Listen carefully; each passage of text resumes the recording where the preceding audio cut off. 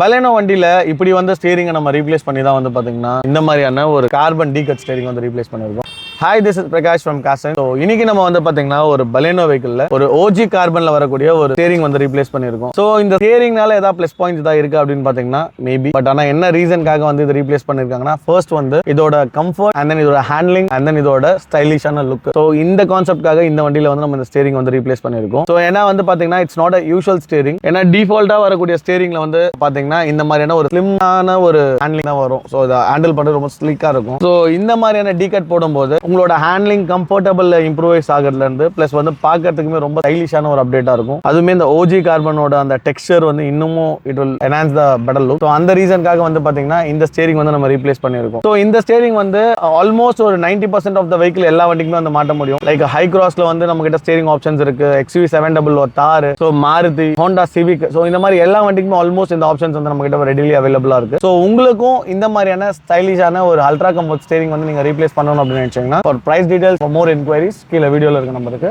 கால் பண்ணுங்க.